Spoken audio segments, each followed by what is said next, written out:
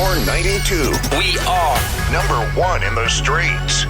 Power 92, we are number one in the streets. It's your girl Bree Specific. And in the building with me today is ODIE. How you doing? I'm good. How about you? I'm great. It's nice to see you. Nice to see Thanks you too. for, stopping. No, thank you for having me. Stopping by, chopping it up with little old me or whatever. So, Analog is the album. Mm-hmm. I listened to it. Mm-hmm. It's super dope. Thank you very much. For it to be your first project, I feel like I just jumped right into it. But I really, really like this project.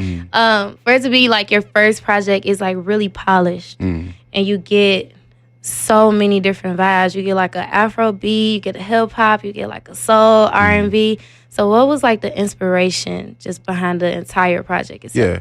Well, I mean, the project itself was just supposed to be like a recap of my life up until that point. And so I think the reason why I feel like it was very eclectic is because I grew up in like two very multicultural areas. Toronto being everybody's an immigrant, and then in the Bay Area everybody's an immigrant as well. And they have this home like sort of essence where everybody embraces each other. And so I think like just growing up, I listened to a lot of Afrobeat music, a lot of alternative music, like pretty much almost every single genre of music. And so like when I'm making my own music, I'm just like, all right, this is me. I'm not gonna like limit myself, put myself in a box. I'm just gonna be me. And so it just comes out in different sounds. Because it seems like it's a lot of different layers to it. Because you're Nigerian, right? Yeah. You're Nigerian, but you're from Canada. Yeah, exactly. Born in Canada. Yeah. And then you travel, your family went to the Bay Area. Yeah. So are we still in the Bay Area? Yeah, my family still lives in the Bay Area. Actually, my sister is supposed to be having a baby soon, so we'll see. Hopefully, I got to call her today, see how that's happening. But yes, my family's still in the Bay Area. I live in LA. I lived in San Diego for a bit because I was going to school, but I live in LA now. I just moved out there like a month ago. So, how has it been? Like I don't know. How old were you when you came to the States? Yeah, I was about 12 years old. 12. Yeah. So I mean, it was interesting. It wasn't like that crazy because I'm 12, so I'm like young. So like, you don't really understand a lot of things. But like, it just felt like I was. You have that what's it called? Perception of California, and like, oh, we're in California now, and America as well. So it was cool though. Like it was a great experience. I feel like people have their perceptions of just like a lot of places. Like California has like this high class perception, and you being Nigerian, people have their own perceptions of Africa and Nigeria. Yeah. But what was it like living in Canada? It was great. Just that whole literally. I lived in Scarborough, which is a very immigrant community. So like I would go next door to my neighbor, and he's Chinese. My other neighbor is Guyanese, and then my best friend was like Sri Lankan, and then I had a whole bunch of Caribbean friends, and then so it was just like everybody was around. So like you never really saw anybody by race because everybody's different. Is that really like it takes a village? Yeah, exactly. Mentality. That's dope. Yeah. That's super dope. So I have to ask because I'm a foodie. Yeah. Who has the best food? Toronto or the Bay Area? Yes. I'm gonna say Toronto. Really? I'm gonna say Toronto for sure. Yeah. So what's your favorite food from Toronto? From Toronto, I love patties. I love the Jamaican patties. There's this one shop that we used to go to. I forgot the name now.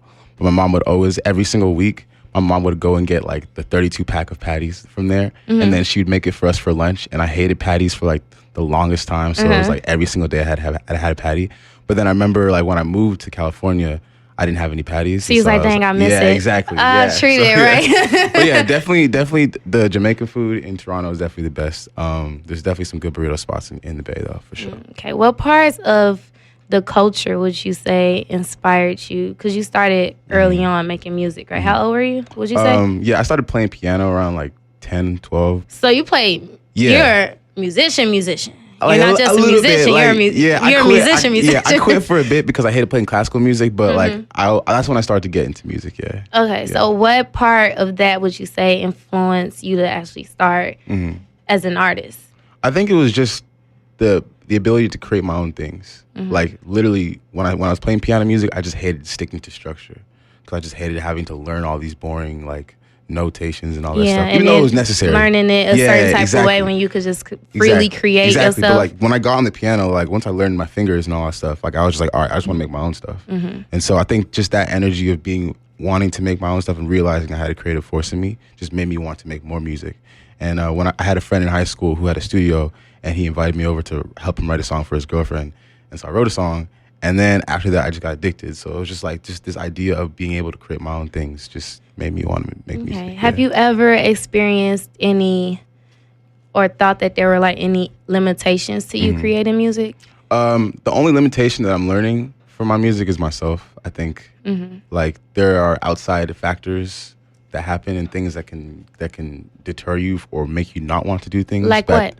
You know, just like depression, distractions, anxiety, perceptions from other people. But at the end of the day, those are all self-insecurities that you're just projecting. So how do you overcome that when it comes to being a creative? Because that could actually not only limit you from just creating, but create like a writer's block, a artist block, and you just, instead of you not feeling like it, it's like, I can't get it out. So how do you overcome those types? Because I deal with it sometimes, you know, being a personality, I deal with it with the internet, you know, comparing yourself to other artists or other musicians that may sound like you, or some people may compare you to somebody else, and you like, man, I don't think I sound like him. Like, bro, what? But then you find yourself looking, and it's like, I don't know, right? Yeah, exactly, maybe that track was a little similar. I don't know. Maybe I shouldn't have put it. So how do you just like overcome that? I think it's just, when I started making music, I always came from an autonomous perspective where it was like, okay, I can do everything. Or even if I can't do everything, I can try to do everything. And so I think once you sort of build that confidence in yourself, you start to forget about whatever else is going on around, because you realize, and not necessarily from a narcissistic point of view, but just like you realize, okay, well, I can only control what I can do. Right. You know what I'm saying? So it's like, I think for me, what I'm learning how to do now as an artist is that, okay, all these things are going to happen around me. But at the end of the day, I'm the controller of my music. I can direct however I want my stuff to go. So just like being able to find that power within myself to like say that, okay, if I want to do this, I can do this to whatever capacity I want. And I've always been a strong believer in self, and like you could do anything you want to. Having if you really faith. Want to. Yeah, exactly, yeah. And that's dope, because you, not only does it happens, but sometimes it could happen continuously. Yeah. Like you could start a new project and you still feel like, I want this to be perfect. And then you get writer's block or something happens and it's like, dang, I'm back in this depressed mode. But you have that motive inside you that's like, okay, I got through it once. I can get through it again and again and again. So that's dope. Story is my favorite song. Okay, cool. Thank you. Love it. In there you say, what is it? Don't play with your peace of mind or something like that. I love that. Love it. Love that line, since we were already talking about anxiety. So what do you consider a peace of mind? I think it's just, you know, that feeling that you have inside when you're like, okay, everything's going to be okay. I think everybody has that feeling inside, but there are a lot of like things that can like cloud that feeling. And so I think the peace of mind is that overall feeling. Sometimes I feel like maybe like, okay, well, I don't have peace of mind today, so I can't do anything. Yeah. But even when you don't have peace of mind, there is something that will bring you peace. And I think if you think about that thing that can bring you peace, then you'll have peace. Like always have it to resonate. Exactly, yeah. Because at the end of the day, like I feel like people talk about pressure and it's like, oh, pressure ruins things. But like when you have no pressure, you can do whatever you want. I think you can always have no pressure. It's always possible to have no pressure, even when things are going around you. You just got to be able to like move as if you have no pressure. Because I always think of it as no matter how low you get, there's nowhere to go but up. Like literally, there's nowhere to go back but up. You could wake up and be like, I'm not doing anything today. Like I'm just not feeling it. I'm not making music. I'm not talking to nobody. I'm sitting in the dark. Nothing. But then throughout those 24 hours you're sitting in the bed, something has to be like, get up. Yeah. Like I got you. Yeah. Like you just got to be yourself and have that within yourself. So I think it's dope. Yeah. North Face is a single. Tell me a little bit about the inspiration behind North Face. Yeah. So that's kind of a foreshadowing song, actually. So I used to work at the North Face back home in the Bay Area for a couple of years, and it's kind of a song about purgatory in a sense where it's like I felt like I was stuck in this job. So it was like I was working just for a check every day, but I knew I wanted to make music, and so I would just like create this dream that would help me like sort of get out of it. And I think once I realized that the dream could be my reality, I think that's what the song was about. So it was just about, okay, this dream that I'm creating, maybe it's false or whatever, but I can create my own reality instead of creating a dream. So that's what the song is about. And it's disguised under a love song. It's kind of, it's kind of foreshadowing. But so working at North Face, I just want to ask you this question. How often did you think about where you wanted to be in life while you was working at North Face? Because I used to work at Target, right? Yeah. This was before I became a personality, and I feel like I was always thinking about, what can I do to get on the radio? Like, what can I do to get into the station? Like, did you have those moments where you were just like, selling North Faces, and Yeah. then you just like, bro, like, I'm gonna get out of here. Yeah, I was either thinking about that or not thinking about anything at all. That was it. It was either like me thinking about a song that I wanted to make, or maybe some girl walked in and I was like, oh, she's bad. Or maybe, but like other than that, I think like I was like the most productive, unproductive person while working there. Like you got it done, but then your mind was just always somewhere like I'd be at else. the folding table looking like I was folding for like hours. And then like the manager would walk by and be like, you almost on the table? I'd be like, yeah, I just got a couple more. I just got here. It's cool. Exactly. No, I feel you. I feel you. Yeah. Target was the exact same way. How many girls did you pull at North Face? So I feel like girls with money they go to the store. Did I See pull me, at North Face? Yeah. I shop North Faces online. I don't go in the store because I feel like I'm gonna end up spending way too much bread. Yeah. How many girls I pulled at North Face? I don't think I really pulled any girls in North Face, to be honest. Actually, nah, I didn't pull any. I feel like you're being very humble right now. I wasn't really like that. It's probably like, a couple girls you still keep in touch with from North Face. It's okay. I got you, bro. I got you. Period. So the single North Face, make sure everybody go get it. What would you say is your sound? If you could categorize your sound, because like I said, you so like eclectic. Yeah. So what would you say is? If I was to say by genre, like I would say like alternative hip hop in a sense, but like I like to like paint it. Like I would say my sound is kind of like a futuristic Garden of Eden. That's what I would like to say. Okay, that's a shirt. Yes. I like to say that's a shirt. That's a shirt. I gotta put that on a shirt. Quotes. Yeah, quote everything. There you go. Exactly. Put your name at the bottom. Period. I like that. I love it. You don't have much of an internet presence. No, I don't. No. I really. Do people get on you about that? Yes, all the time. My manager gets on me. I really have this like hate-love relationship with the internet. Yeah. Yeah, but I'm getting over it. So I'll be back on there. I feel like it's enough. Yeah. To be like, okay, this is who he is, and I was going through your Twitter because I'll just be on Twitter. Yeah. I was going through your Twitter. And I remember you tweeted, "The internet is the root of my anxiety." Yeah.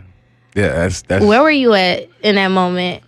I think we were in Amsterdam, and I think it was just like I was just on. I think it was just a place where I was just on Instagram and Twitter, and I just was just looking at every. This is what we were talking about earlier. Yeah, it's just, there's just too much going on. Like I start to project things about people. I start to think about things about myself. It's just like there's no point in doing that. Like, so I just at that point I think I go through these spurts where I like delete Instagram and Twitter, and I'll come back.